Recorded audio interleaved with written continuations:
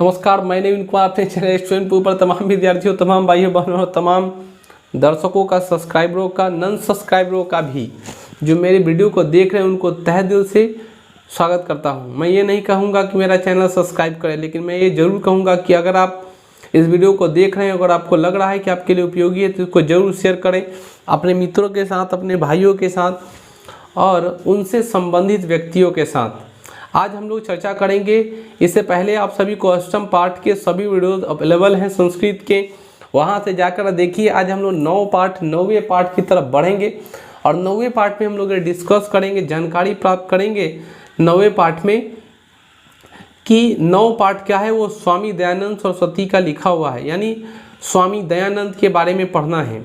Chapter का नाम है 9वां पाठ में पढ़ना है हम सभी को स्वामी दयानंद। स्वामी दयानंद कौन थे, इसके बारे में हम सभी को जानना है।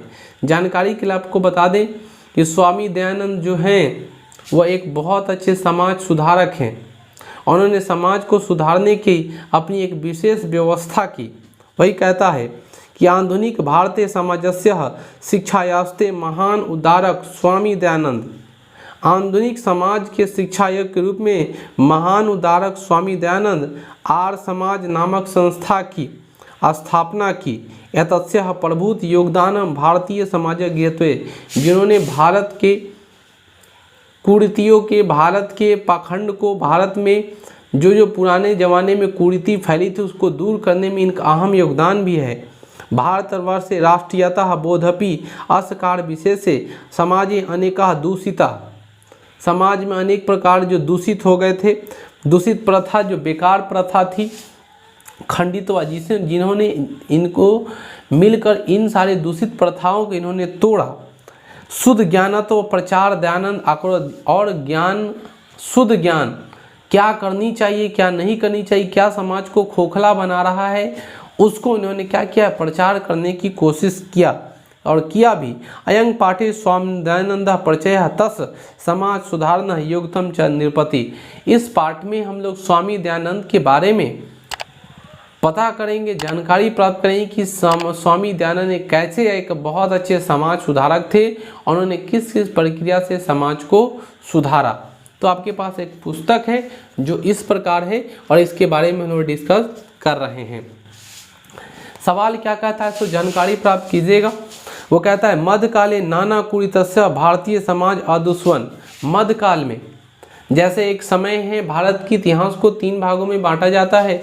जिस इतिहास के क्रम में हम लोग जानते हैं कि एक प्राचीन भारत है, प्राचीन भारत के बाद मध्यकालीन भारत आता है और अभी हम लोग जो जी रहे हैं वो आधुनिक काल है, मॉडर्न लाइफ जिसको हम लोग कहते हैं।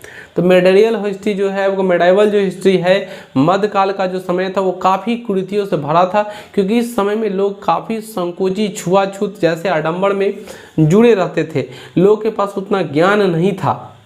वही कहता है मध्यकाले नाना कुरीतस्य, मध्यकाल के समय में बहुत तरह के कुरीति समाज में फैला था। भारतीय समाज जो भारतीय समाज को गंदा कर दिया था। जातिवाद, कृष्य, वैश्यम, अस्पृता, धर्म कांडेशु आडंबर, स्त्रीमन शिक्षा, विद्वाना गहिरता स्थिति शिक्षाया, अव्याप्त इत्यादि दोषा प्राचीन समाजे आश्रित। क्या क्या कहता है सुनिएगा। ये कहता है जातिवाद कृतम वैश्य, जातिवाद, और आज भी समाज में सबसे बड़ा कोई दूषित करने वाला चीज़ है जिसका नाम है जाति। और जाति के नाम पे तो लोग एक दूसरे से कट मर रहा है। वो बड़ा जात है, वो छोटा जात है, वो हिंदू है, वो मुसलमान है, वो सिख है, ईसाई है, और इसी के चक्कर में लोग लगा है, एक दूसरे से कट मर रहा है। लेकिन जातिवाद, वैश्कृता, अस्पृता, धर्म कांडेंडु आडंबर, धर्म में बहुत सारे आडंबर लगे हुए थे। धर्म में ठग विधियाँ बहुत ज़्यादा था। ब्राह्मणों की प्रचलित व्यवस्था थी जिसमें ब्राह्मण पति में ये कहता है कि धर्म कारणेषु आडंबर, बहुत सारे धर्मों में झूठे झूठे परंपरा बनाए हुए थे। स्त्री में शिक्षा, औरतों को शिक्षा विहीन रखा जाता था, औरतों को पढ़ाया नहीं जाता था। विधवा ने गहरता स्थिति, विधवाओं की बदतर स्थिति थी। शिक्षा अव्यवस्था इत्यादि, इस तरह के बहुत सारे अव्यवस्था समाज में कुरीति के रूप में फैले थे। प्राचीन आसन अतः अनेक दलित हिंदू समाज तिरस्कृत धर्मांतर स्वकृतवन यथादृश्य विषम काले उन्विंशते केन धर्मोद्धारक सत्यान्वेष्टि समाजस्य वैराव भावक भारतवर्षे प्रादुर्भवन्। जिसके कारण इस तरह की समस्या को देखकर, है ना, विषम काले ऊनविंश शतके का मतलब 1920 के आसपास दशमाधोरकः सत्यवेशिनः समाजस्य वैनाश वैश्वानिवारकः भारतवर्षे प्रादुर्भावन् तेस् नून स्वामी दयानन्दः विचारानः व्यापक समारोचः संकल्प शिखर स्थानीय। इस समय में स्वामी दयानंद का समाज में इनका जो विचार था वह व्यापक रूप से फैला और लोगों के अंदर गई और लोग इससे जागरूक हुए। ये तो हुई स्वामी दयानंद के बारे में, जो समाज के लिए उन्होंने किया और समाज में क्या फैला था। अब अगली पैराग्राफ में है स्वामी दयानंद के बारे में संक्षिप्त परिचय जो जान लीजिए।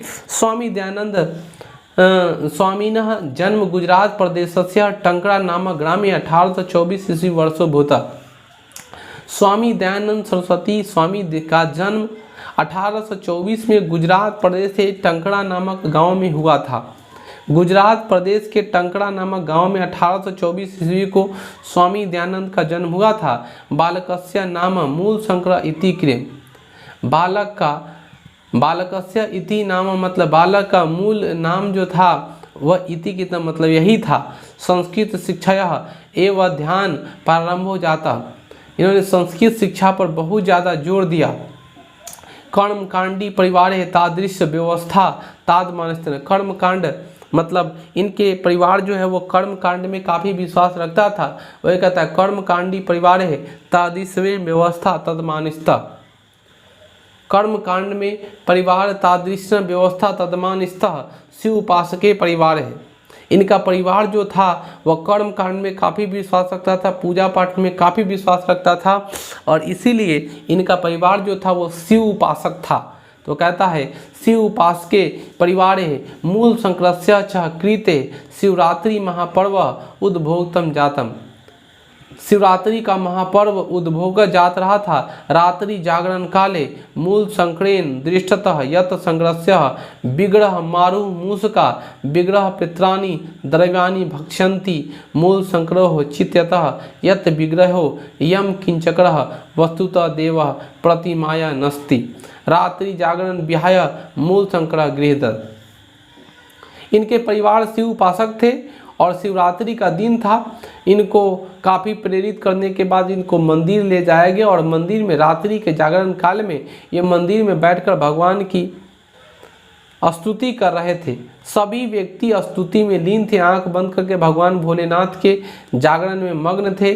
भगवान भोलेनाथ के गानों पर भजन पर झूम रहे थे। लेकिन मूल शंकर जो थे वह क्या कर रहे थे, इनके जो बचपन का नाम था मूल शंकर, वो मूल शंकर क्या कर रहे थे, वो देख रहे थे भगवान शंकर के आसपास, भगवान शंकर के पैरों के नीचे जो उनके लिए सुंदर सुंदर मेवे मिष्ठान प्रसाद के रूप में जो भोज पदार्थ चढ़ाए हुए थे, खाने वाले पदार्थ, उसको मूसा जो है, चूहा जो है, वो भक्षण कर रहा था। और मूल शंकर के दिमाग में ये बात चला गया कि अरे हम लोग एक छोटे से मनुष्य हैं और मानव है, हमारे भोजन के सामने एक छोटा सा मक्खी भी आ जाता है तो हम लोग ऐसे ऐसे हाँक करके हटा देते हैं। और इसके सामने इतने लोग शीश नवाए हुए हैं, इस पत्थर के मूर्ति के सामने इतना आदमी हाथ जोड़े हुए है, साष्टांग प्रणाम कर रहा है, कोई रो रहा है, कोई कलप रहा है, और ये आदमी ऐसा है जिसको अपना भोजन का रक्षा हो ही नहीं रहा है। और उसी समय से इनको मूर्ति पूजा से, मूर्ति से अनास्था हो गया। उन्होंने कहा कि मूर्ति में भगवान नहीं होता है और सभी लोग भजन में लीन ही था। तब तक उन्होंने इस जागरण को छोड़ करके वो अपने घर की तरफ निकल लिए। कहता है मूल शंकर बैराग भावो समागता। ये कहता तस मूल शंकर मूर्ति पूजा प्रति अनास्था जाता। उन्होंने घर गया और तब से मूर्ति पूजा के प्रति उनका अनास्था हो गया, मतलब मूर्ति में विश्वास नहीं रखते थे। वर्षो अभ्यंतर तस्य प्रियायः सर्व निर्धनम जातम तत् मूल शंकर बैराग भाव समागतः गृहम परिजतः विभान। वर्षों समय बाद जब उनका नौजवानी का समय आया, जब उन्होंने पढ़ाई लिखाई कर ली, तब कहता है उन्होंने क्या किया, सर्व सुधना निर्धना जातम, सभी गरीबों को जागृत किया, बताया। सर्व सुध निर्धनम जातम तत् मूल शंकर बैराग भाव समागतः। तब उन्होंने बैराग भाव मतलब साधु का वेश अपनाया, संत का भेष अपनाया। वैराग मतलब दुनिया से कोई मतलब नहीं। अपने जीवनांत के बारे में उन्होंने दुनिया को समर्पित करने के लिए गिर प्रतिजित घर को त्याग दिया। विभुन विदुषा सता साधु जना संगतो रमनावशो मथुराय विरजानंद प्रयाग पिशत बीर समेगता। और विभिन्न साधुओं के संगत में रह करके, विभिन्न साधु संतों के संग में रह करके मथुरा में स्वामी बिरजानंद को अपना गुरु बना करके ज्ञान प्राप्त की। याद रखिएगा, मूल शंकर के गुरु का नाम स्वामी दयानंद के गुरु का नाम गुरु बिरजानंद था। तस्मात् आर्ष ग्रंथा प्रारंभ, उन्होंने आर्ष ग्रंथ पढ़ना शुरू किया। बिरजानंद उपदेश वैदिक धर्मस्य प्रचारे सतस्य प्रचारे च स्वजीवनम संप्रताप यत तत धामंडर खन्नापि सचाकर। बिरजानंद इसी के गुरु थे। वो समझाते थे कि धर्म में बहुत पाखंड हो रहा है, इसका प्रचार प्रसार होना जरूरी है, लोगों को समझाना जरूरी है, लोगों को शिक्षित करना जरूरी है। लेकिन बिरजानंद जो थे उतने ज़्यादा फेमस नहीं हो पाए जितना ज़्यादा उनका चेला फेमस हो गया। इसीलिए कहा जाता है गुरु गुड़ और चेला चीनी। यानी उन्होंने अपने जीवन को काफ़ी हद तक समर्पित कर दिया लोगों को समझाने में, समाज से इस तरह के दूषित चीज़ों को हटाने में, है ना। ये कहता है विदुष समापित तस्मात् आस ग्रंथनाम प्रारंभ बिरजानंद उपदेश वैदिक धर्मस्य प्रचार सतस्य प्रसारत सर्वजीवन समापति वर्तनाम यत तत् धर्मांध्र खन्नापि चचकार। अनेक पंडिता तेन प्राजित तत्मते चित्तम। अनेक ब्राह्मण इनसे चैलेंज लगा लेता था, बहुत सारे ब्राह्मणों को समझाते थे ये कि स्वामी दयानंद की आप बहुत धर्म में इस तरह का आडंबर लगा, ये नहीं होना चाहिए, नहीं होना चाहिए। तरह तरह के विद्वानों को पराजित कर देते थे अपने ज्ञान से, अपने तर्क से। स्त्री शिक्षाया विधवा विवाह मूर्ति पूजा खंड से अस्पृता बाल विवाह च निवरास तीन महान प्रयासे विभिन्न समाजोद्गारों सक्रियता। इन्होंने कौन कौन सा प्रयास किया? तो स्त्री पर शिक्षा पर जोर दिया, औरतों को पढ़ाने के लिए लोगों को प्रेरित करवाया। विधवा विवाह से, विधवा का मतलब दोबारा शादी करवाया जा सका। मूर्ति पूजा खंड से मतलब मूर्ति में भगवानों का नहीं होता है, इन्होंने कहा। और बाल विवाह च निवारण से मतलब बाल विवाह पर भी रोक लगाने की कोशिश की। तेन महान प्रयास विभिन्न समाज उद्धार के स्वीकृत। तेन ये कहता है महान प्रयास विभिन्न समाज उद्धार सके। उन्होंने अपने महान प्रयास से समाज को विकसित किया। स्व सिद्धांत संगलान सत्यात प्रकाश नाम का ग्रंथ राष्ट्र भाषा विच स्वनिम्न महांत चकार। उन्होंने एक पुस्तक की रचना की जिसका नाम है सत्यात प्रकाश, और सत्यात प्रकाश की रचना करके देश में ज्ञान का ज्योति जगाया, ज्ञान बढ़ाया। ध्यान आकर्षणम वेद भाषणम किंच वेदान प्रति सर्वे धर्मानु अपि ध्यान। लेकिन वेद के प्रति धर्म अनुयायियों का ज्ञान नहीं जा रहा था, इसलिए क्या किया? संस्कृत हिंदी भाषा रचने, स्वयं वेद भाषा संस्कृत हिंदी भाषा रचना। उन्होंने वेद को पढ़कर संस्कृत को कन्वर्ट करके उसको हिंदी में किया ताकि वेद से ज्ञान लिया जा सके। प्राचीन शिक्षाया दोषान दर्शायित्वा नवीन शिक्षा पद्धति सामदर्शते स्वसिद्धांत कार्यान्वयन। 1875 ईस्वी वर्षे मुंबई नगरे आर्य समाजे संस्थान स्थापना कृत्वा अन्वय कृत्य मूर्ति रूपेण समाजस्य संशोधने प्रकटवान। 1875 ईस्वी में मुंबई नगर में इन्होंने आर्य समाज नामक संस्था की स्थापना की। कृत्वा अन्वयन कृति मूर्ति रूपेण समाजस्य संशोधने प्रकट। उन्होंने समाज में इस तरह का मैसेज दिया कि हमें कोई भी मूर्ति पूजा करने की ज़रूरत नहीं है, हमें पढ़ाई करने की ज़रूरत है, और जब हम ईमानदारी पूर्वक पढ़ाई करेंगे तो हम सफल हो जाएंगे। संप्रति आर्य समाजस्य शाखा प्रशाखा देशे विदेशु च प्रायेण प्रति नगरम वर्तते सर्वतः समाजोस्नानि शिक्षक मलानि च शोधयति शिक्षा पातो गुरुदाना DAV दयानंद एंग्लो वैदिक विलादस समूह समाजेश दयानंद ने शिक्षा क्षेत्र में सुधार करने के लिए उन्होंने एक विद्यालय की स्थापना की, जिस विद्यालय का नाम है DAV, और DAV का पूरा नाम होता है दयानंद एंग्लो वैदिक की भी स्थापना की, ताकि शिक्षा क्षेत्र में भी एक विशेष तरह की क्रांति लाई जाए और वहाँ से बच्चों को सिखाया जाए कि आपको वेद पढ़ने हैं, न कि धार्मिक आडंबरों में फंसना है, ब्राह्मणों के चक्कर में पड़ना है। यहाँ लोटा रखा, यहाँ थड़िया रखा, यहाँ 551 रखा, इस सब के फेरा में नहीं रहना है।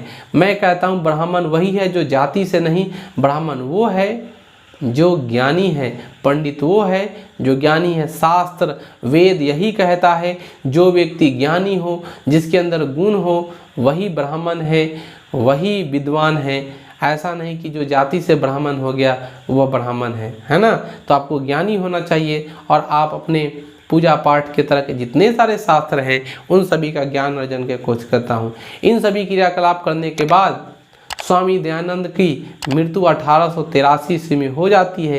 अंतरा परम तदुनापि वर्तमान शिक्षा पत्यो समाजे प्रवर्तने च दयानंद आर्य समाज स योगदान सदा स्मृति।